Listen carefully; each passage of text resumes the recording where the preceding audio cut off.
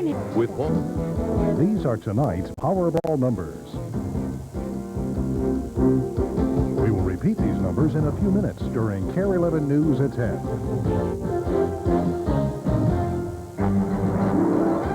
KARE 11 News with Paul Major, Diana Pierce, Jeff Passolt, Sports, and meteorologist Paul Douglas. I want to point out that they have... Dozens of inmates finally surrender after an 11-day uprising at an Ohio prison. But while that surrender drags to a close, another prison uprising erupts on the East Coast. Good evening. Prison officials in Connecticut needed help from the State Patrol and others to stop a prison uprising tonight. At least 12 inmates were hurt in the fighting, which erupted just hours after inmates in Lucasville, Ohio, agreed to give up. Tonight's other top stories include the grim search for bodies amid the rubble in Waco. Also, police say gang violence may be behind a North Minneapolis shooting. And a gay column hits the mainstream in a Twin Cities newspaper. But we begin with two prison uprisings and the unusual issue that's surfacing in the midst of one of them. These uprisings are in Lucasville, Ohio, where prisoners are in the midst of surrendering, and in Newtown, Connecticut, where inmates at a high-security state prison started a cell block fight tonight. At least 12 inmates were injured. Officials say the trouble broke out around 7 o'clock this evening. Early reports say a gang disagreement erupted into a full-fledged riot. It took guards and the State Patrol 2 hours to bring the situation under control. At the same time the uprising in Connecticut was flaring, another prison drama was slowly drawing to a close. Within the hour in Lucasville, Ohio, inmates finished trickling out of a sealed-off cell block after hammering out an agreement with prison officials this afternoon.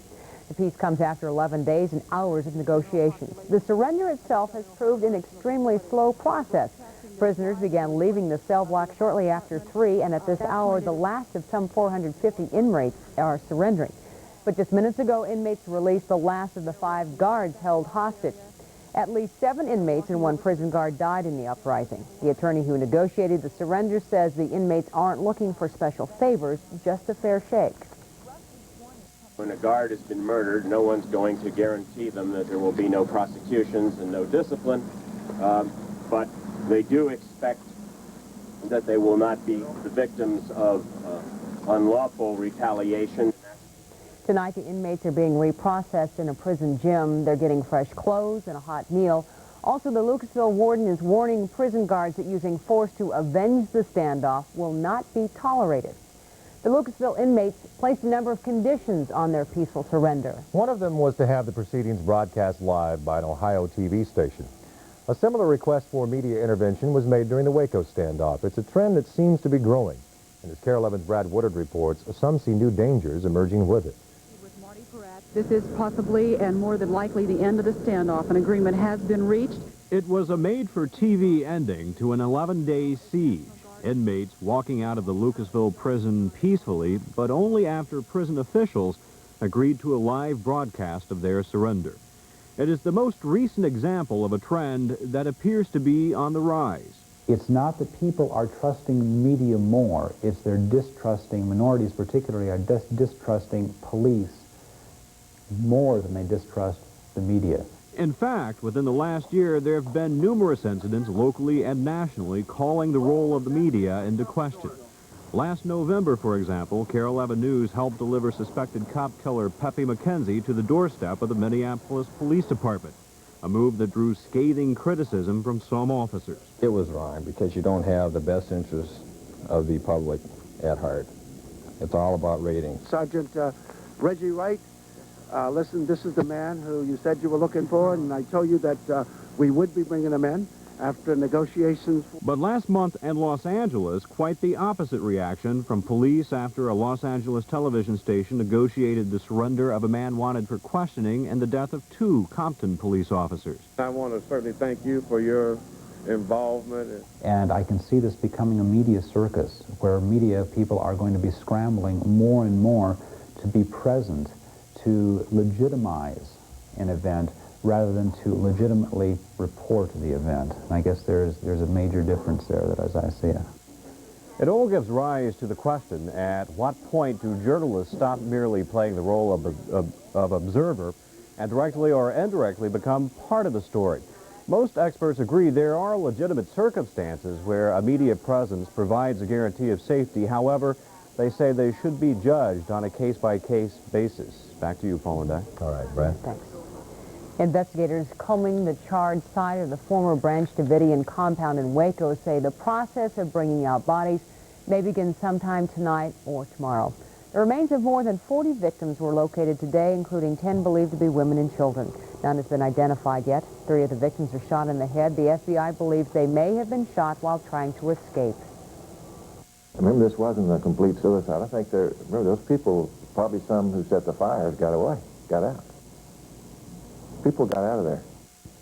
Meanwhile, the White House continues to stand behind the FBI's decision to try to bring out the cult members. So does the public. A USA Today Gallup poll says 93% of those surveyed say KARE is responsible for the tragedy, not the FBI. A fight between gang members may have led to a fatal shooting this afternoon in North Minneapolis. Police say an unidentified man was gunned down while standing near the intersection of Morgan and 12th in North Minneapolis. His car took several hits as well. Police found bullet casings nearby. A short time later, police entered this building at 1030 Morgan Avenue looking for suspects. So far, no arrests have been made. This weekend, 1 million people are expected to march in Washington to support gay rights. Bill Clinton's election has helped push gay issues into mainstream politics. Now the mainstream is starting to deal with those issues as well. As KARE 11's Melissa Young reports, Minnesota's largest newspaper is taking a new and controversial step in the way it covers the gay lifestyle. Like any other day, thousands of Twin Cities residents sat down to read the Star Tribune. Most did not expect to find a new column about gays and gay issues. I think this is just an ongoing part of how we are becoming more and more accepted and more part of American culture. The column is written by Deb Price and is syndicated all over the country. Price is aware she's breaking new ground, but says it's long overdue. There was something missing from gay coverage, and that was perspective. We've never had a gay columnist, somebody who gives context and analysis to what's going on gay issues. And so it was really a vacuum. It was something that needed to be filled. Star Tribune editors say the column talks about lifestyle, but does not promote homosexuality. It was a hot issue. I thought you'd handle the column really well. It seemed like it would be a hot-button column that people would read, that would get people talking, create debate. That debate has already started. You can read it if you want, and if you don't, don't. And not my choice, but if that's where some people are at, let them read it. I find it kind of an intriguing, like I said, as I was reading through, I was kind of kept waiting for the end of this thing to come so I could call in my response. Not everyone likes the idea. This morning, a handful of people called to cancel their subscription to the newspaper because of the column. A phone line set up for people to respond to the column had generated about 500 calls by early afternoon. A sampling of those indicated 60% of the callers didn't like the column. Some said they were concerned their children might read it. Star Tribune editors say they expected some negative reaction, but the column is here to stay. Melissa Young, KARE 11 News. The column will run every Wednesday in the variety section. It's currently published in 45 newspapers around the country. PhoneGate continues to shake the legislature, this time in the Senate. DFL's State Senator Sam Solon of Duluth is under investigation. The State Attorney General's office says Solon admitted to giving his long-distance code to a lobbyist who rang up $2,000 in calls. Solon says he's done nothing wrong. Well, I've been accused by the media of doing something wrong. I don't believe I have. I may have misjudged some people or made some judgments that were possibly questionable, but I have broken no laws in the state. I never intended to, and I haven't broken any. Many of the calls in question were made to South Africa by Solon's friend and roommate, Chuck Weston. A Minnesotan is casting doubt on a document suggesting Vietnam lied about the number of American POWs it was holding. That story tops our look at news around the world. Retired General John Vesey met with President Clinton today.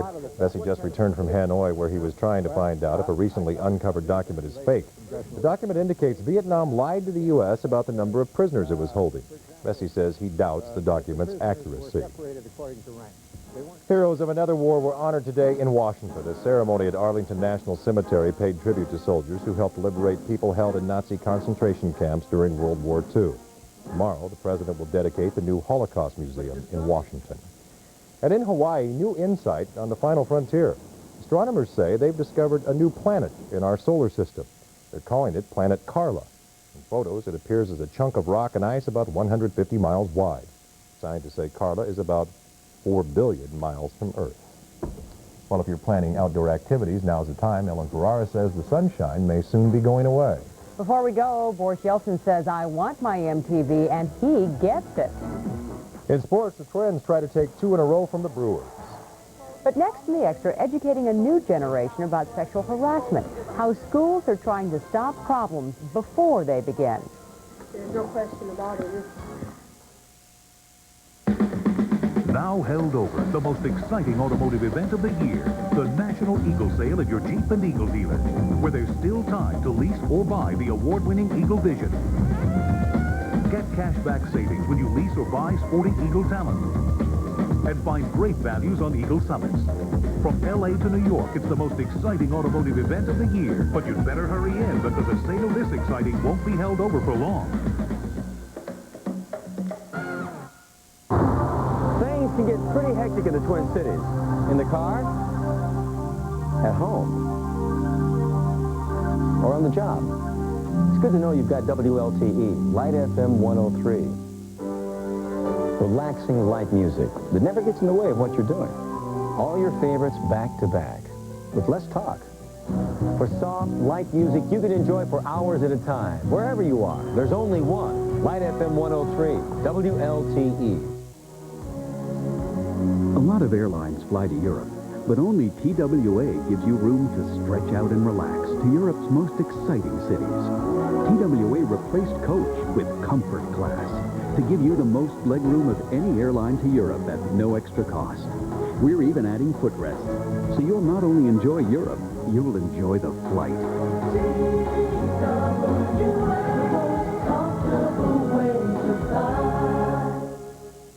Not far from your home, there's a place you can count on low prices day in and day out. The environment is very important to us at Egan Walmart. The month of April has been designated as Earth Month, so come in and look at our Earthstone display. At Walmart, we believe what we all do for the environment can make a world of difference. Come in and see what you can do. Walmart, always the low price, always.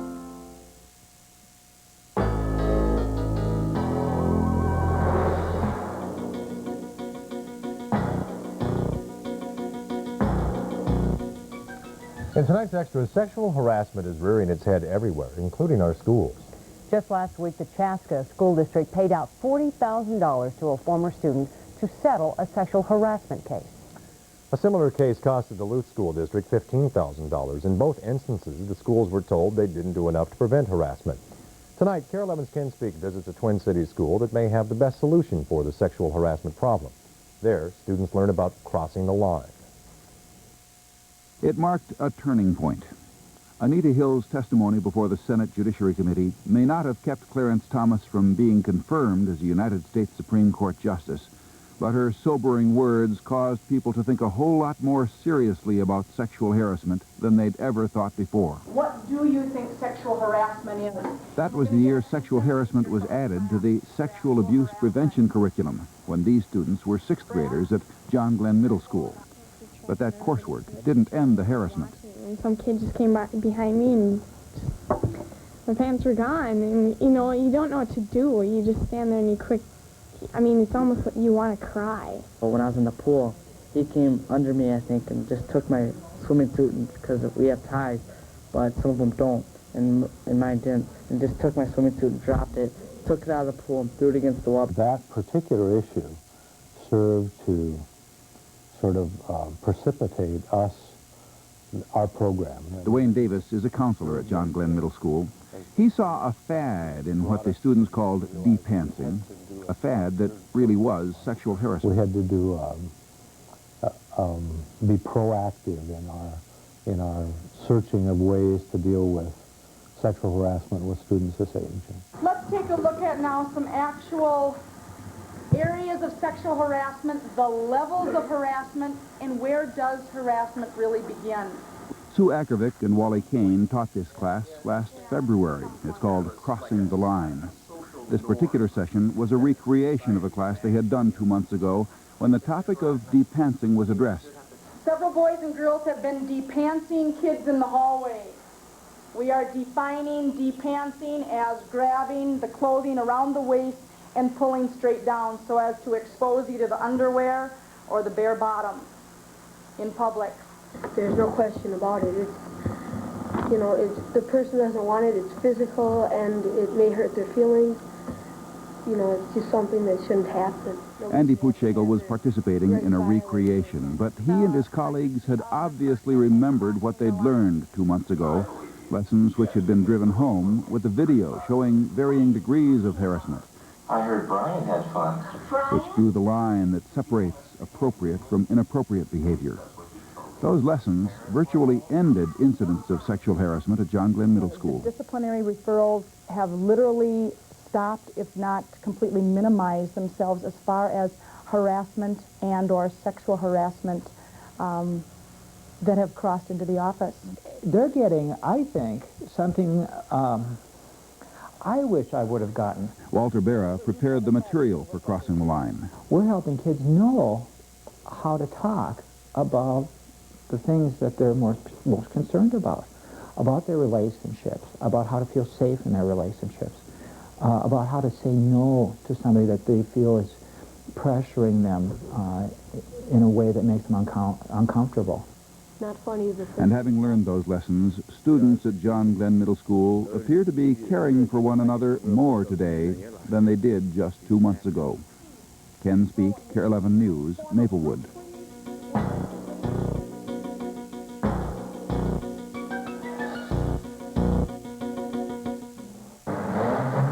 Quick starts and stops really take their toll. And sharp corners can mean uneven treadwear. It's time to come to Tires Plus, where you can choose from any brand name tire and get them mounted in 58 minutes or less. 35,000-mile radials from $17. BF Goodrich Touring TAs on sale now, and alignment's half price with purchase of 4 tires. Relax. You've chosen Tires Plus. Tires Plus. Always the best service. Always the best price. Guaranteed. Okay, I'll take the Buick Century with air, automatic, and power brakes. And the price is only $15,556. Pretty good. All right, now if I get stereo cassette, cruise, and tilt steering, $15,556. Amazing. Okay, how about power windows, locks, and airbag? Still only $15,556.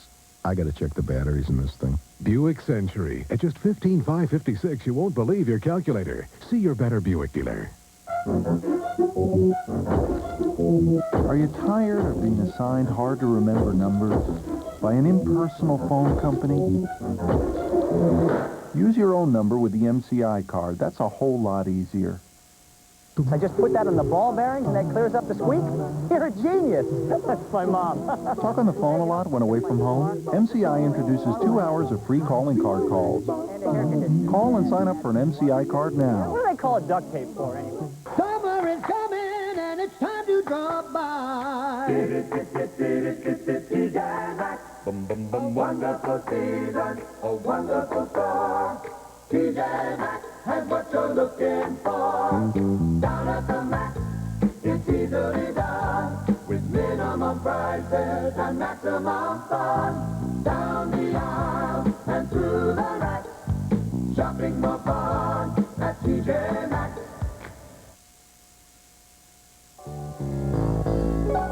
You're watching KARE 11 News at 10. April showers continue to pose problems throughout the Midwest. In Illinois, rising floodwater is threatening low-lying homes.